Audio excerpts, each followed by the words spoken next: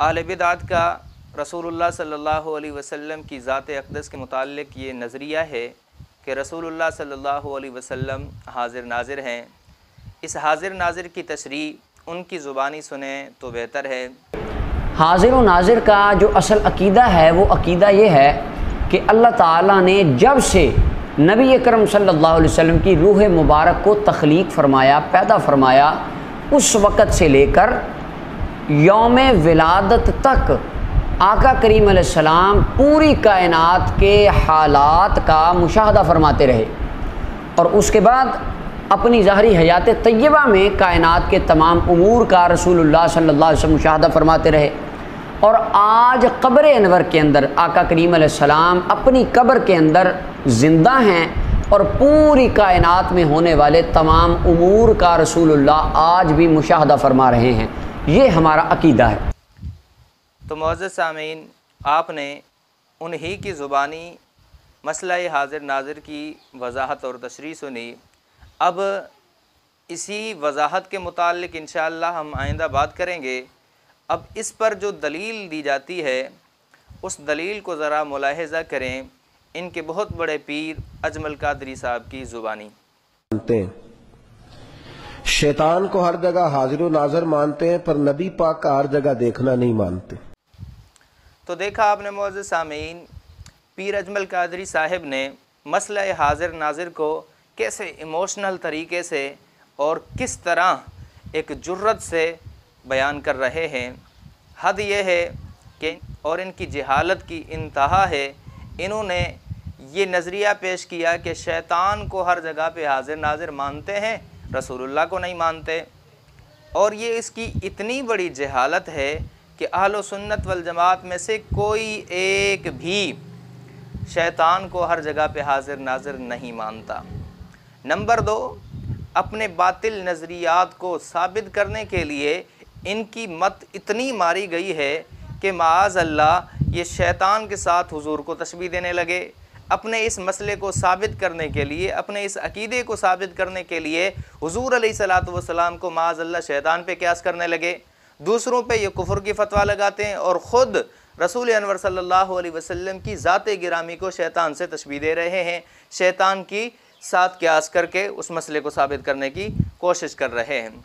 Number 3, हाज़िर नाज़िर का ये इनका अकीदा है और अकीदे के मुताल्लिक़ ये अहल सुन्नत कहलवाने वाले हैं। अकीदे के लिए दलील ठोस चाहिए, दलील कतई चाहिए, ना कि क़यास माल फारिग।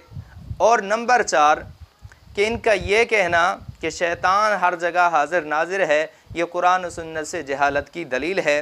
क्योंकि कुरान और सुन्नत में जब हम गौर करते हैं तो ये बात रोज़े रोशन की तरह वाज़े हो जाती है कि शैतान एक नहीं है, शैतान की पूरी जमात है, शैतान का पूरा जत्था और गिरोह है जो इंसानों को गुमराह करने के दरपे है। इंसानों को गुमराह करने के लिए लैलो नहार सुबह शाम कोशा है। मिसाल के तौर पे आपके सामने मैं सही मुस्लिम शरीफ से हज़रत अब्दुल्लाह इब्न मसूद रज़ियल्लाहु ताला अन्हु की रिवायत पेश करता हूँ। अन इब्न मसूद रज़ियल्लाहु अन्हु क़ाल क़ाल रसूलुल्लाह सल्लल्लाहु अलैहि वसल्लम मा मिनकुम मिन अहदिन इल्ला वक़द वुक्किल बिही क़रीनुहु मिनल जिन।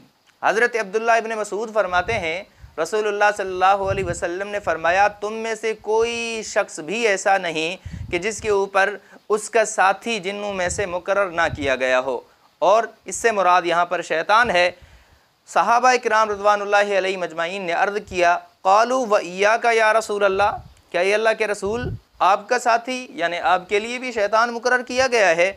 हुज़ूर अलैहिस्सलातु वस्सलाम ने फरमाया, क़ाला व इय्या, जी हाँ, कि मेरे लिए भी शैतान मुकर्रर किया गया था, यानी मैं भी इससे मुस्तस्ना नहीं हूँ, मेरा इसके अंदर इस्तिस्ना मुझे हासिल नहीं है, मैं भी इस कायदे के अंदर दाखिल हूँ।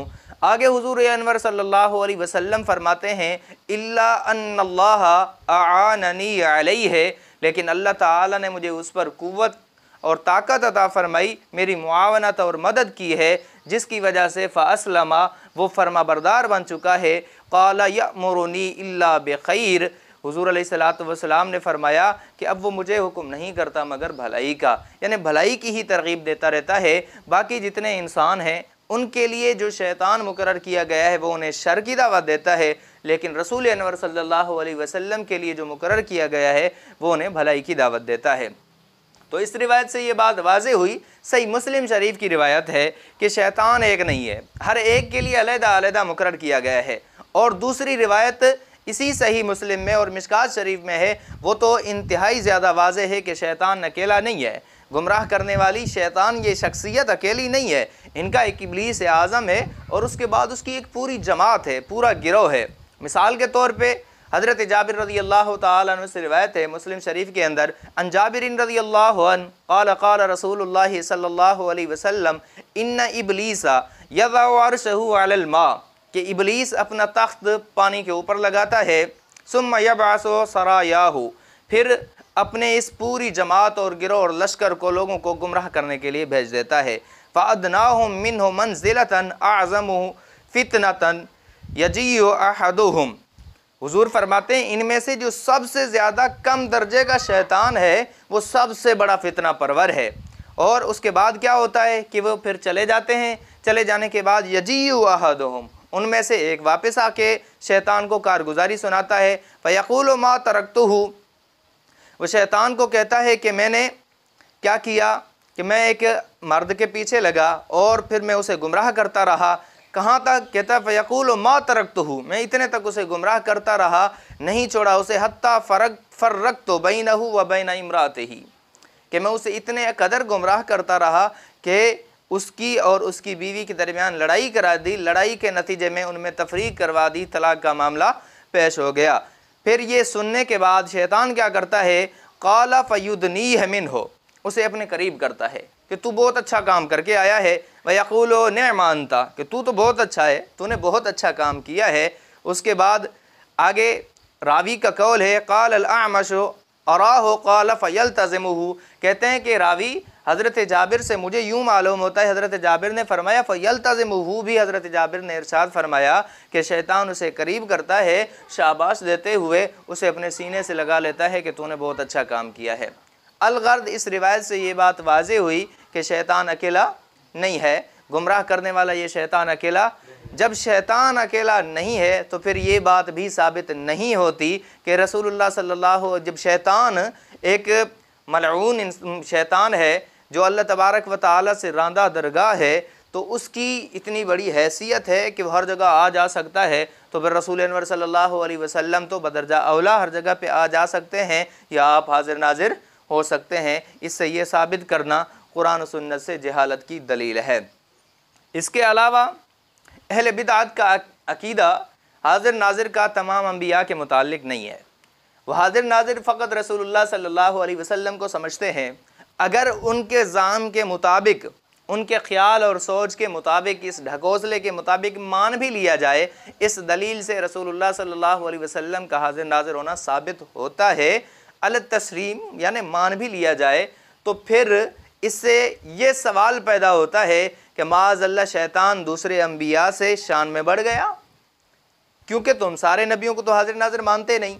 जब सारे नबियों को हाजिर नाजिर तुम नहीं मानते, इधर शैतान को मान रहे हो, तो शैतान जब हाजिर नाजिर हुआ, दूसरे अंबिया ना हुए, तो तुम्हारे इस बनाए हुए कायदे के मुताबिक, तुम्हारी सोच के मुताबिक माज़अल्लाह शैतान दूसरे अंबिया से बढ़ गया। ये तो बहुत बड़ी गुस्ताखी है, कोई मुसलमान इस बात का सोच भी नहीं सकता। अलगर्ज़ इनके बातिल नज़रियात की हमेशा उलमाए हक्का ने तरदीद की है, लेकिन चूँकि अल्लाह तबारक व तआला कुरान मुक़द्दस में फरमा चुके हैं, युरीदून लियुत्फ़िउ नूरल्लाहि बिअफ़वाहिहिम, कि ये काफिर, ये मुनाफिक, ये मुशरिक चाहते हैं अपने बातिल नज़रियात से, अपने बातिल ख़यालात से अल्लाह ताला के नूर यानी दीन इस्लाम को मिटा दें। वल्लाहु मुतिम्मु नूरिही, लेकिन अल्लाह तबारक व तआला भी फरमाते हैं कि अल्लाह अपने नूर को मुकम्मल करके रहेगा, अपने दीन को नाफिज करके रहेगा। वलौ करिहल काफिरून, अगरचे काफिरों को नागवार गुजरे, ये कितनी भी कोशिशें कर लें, अल्लाह तबारक व तआला अपने दीन हक़ की हिफाजत के लिए अफराद और शख्सियात पैदा करते रहेंगे और दीन की हिफाजत करते रहेंगे।